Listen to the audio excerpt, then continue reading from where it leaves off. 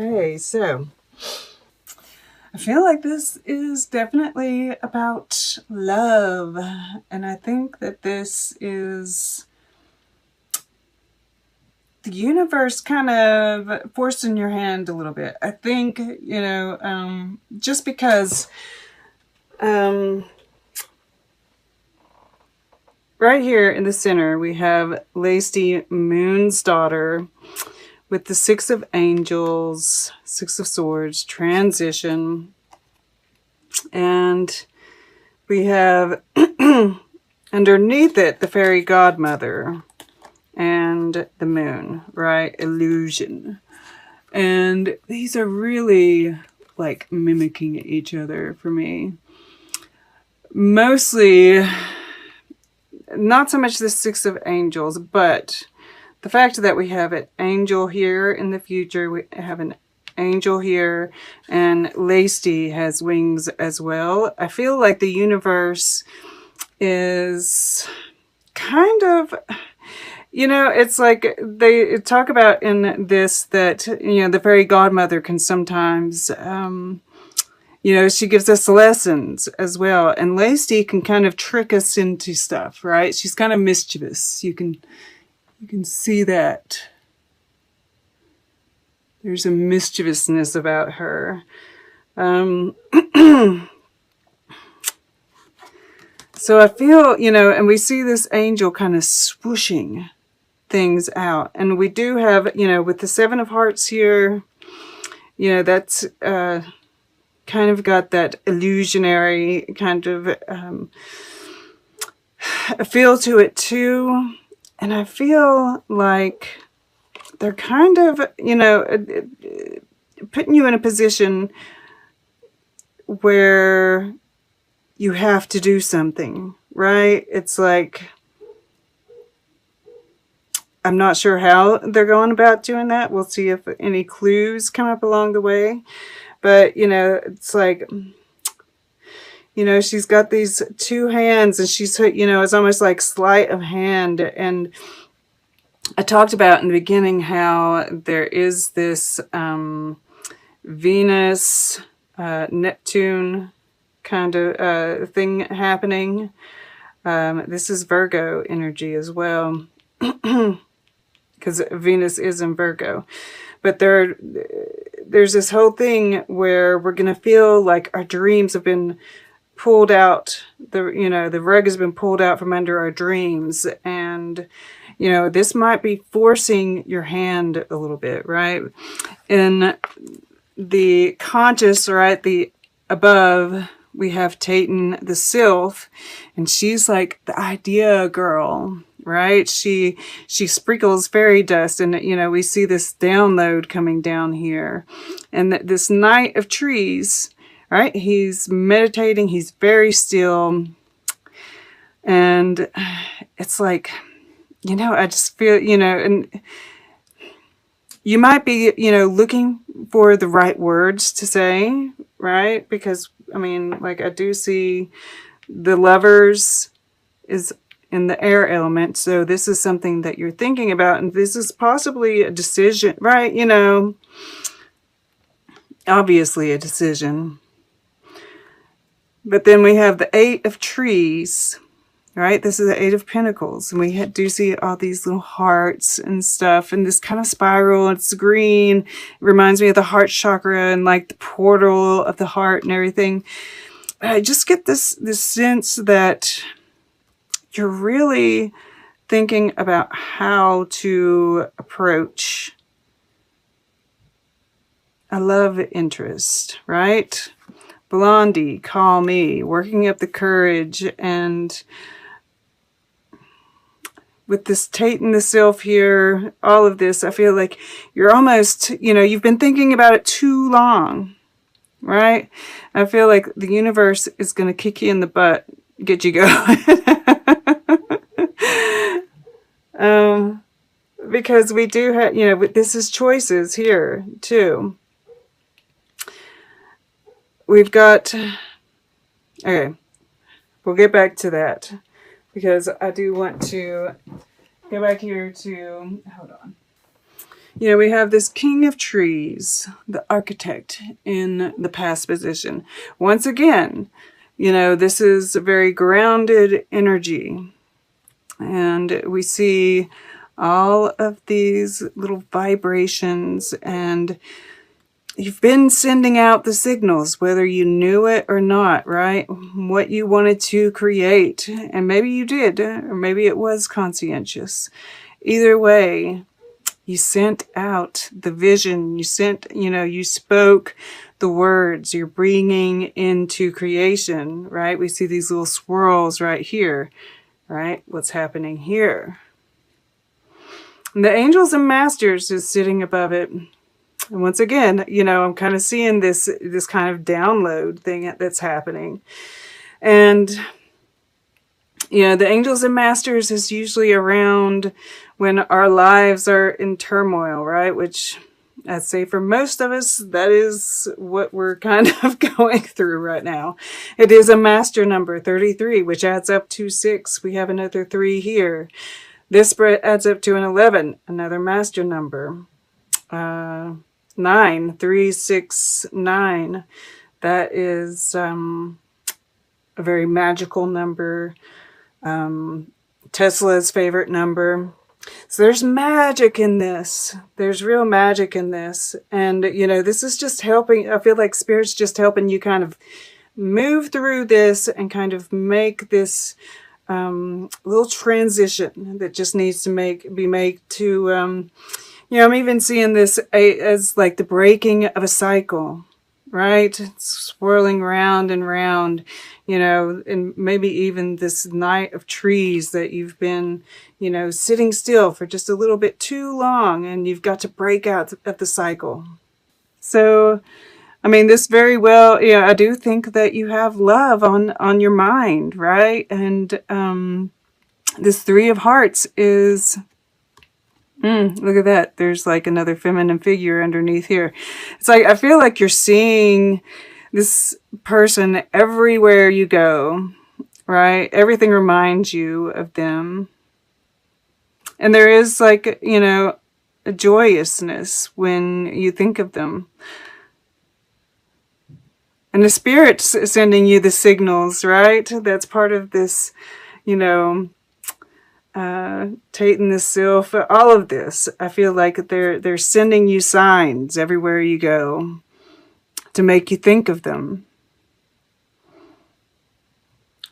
And this, you know, the 3 of Hearts is about coming together and celebrating. And this is union. So I feel like whether this is the person, right, that you're trying to work the courage up about, or soul family, you know, or just family, you are moving into a period of more social, right? We're being a little bit more social. We're talking, we're feeling joy, right? We're breaking out of this cycle. I also feel like with this moon card in the under, I love this. I think it's a beautiful, I wish that it didn't say illusion underneath, because, you know, yes, there might be some illusion that's associated with the moon card, but I tend, especially when it's in this position and touching all this purple, and I mean like this purple here, there's definitely intuition, right? And I feel like you are really in tune with it, right? We see this third eye here all lit up. And it's interesting. We have, you know, 7 here, 7 here. Which is that spirituality, right? And it is challenge, right? Spirit is challenging you. I feel like you're going to rise to the challenge. It is in the name of love. There's some shadowiness here.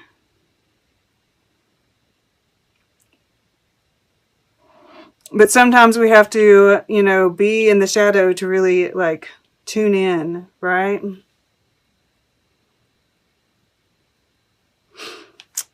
it's interesting, this, you know, is in the future. You're the Seven of Stars, faith in this case.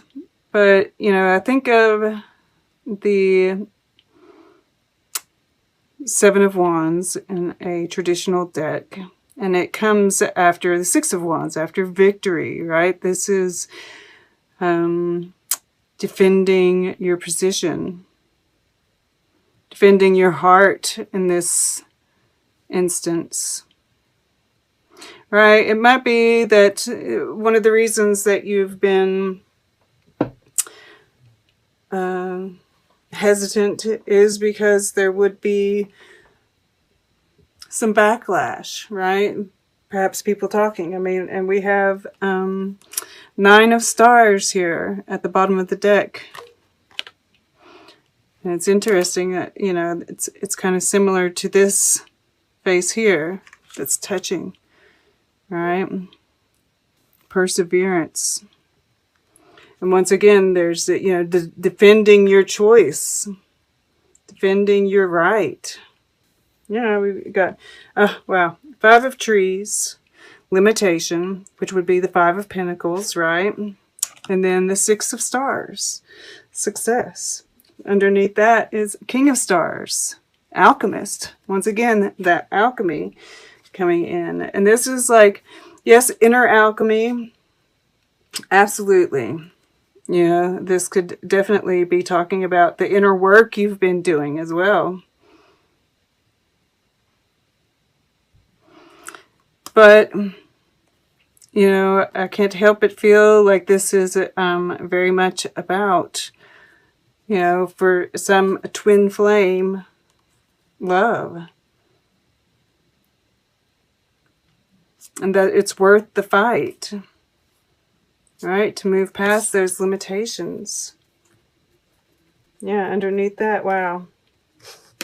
Okay. Just going to go, we've got Eight of Stars, Surge, and I mean, just look at that beautiful imagery. Nine of Trees, refinement, and then the universe, expansion. So,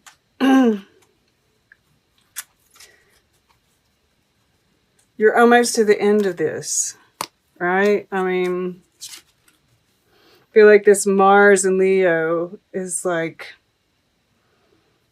finding that courage. I feel like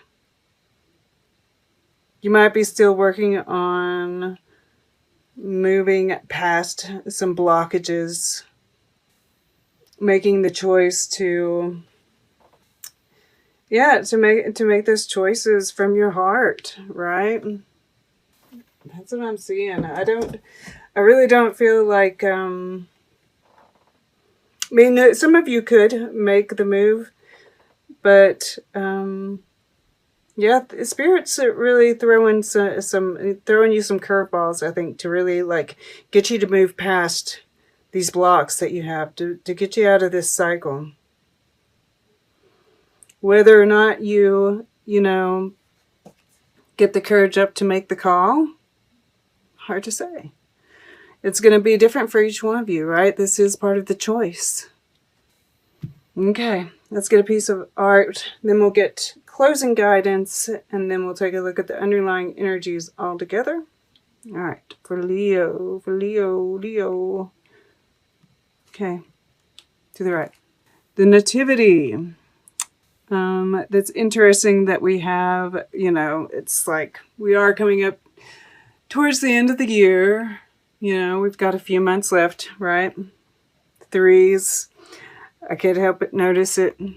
And the astrology is really kind of harsh up until, you know, even January. But I do think that there's going to be some interesting things happening, you know, around the solstice and the eclipses and such. You know, stay in tune with the emotions, right? I kind of see this beautiful, you know, it's like everybody, you know, this bright light is shining. You know, I feel like this is this download even.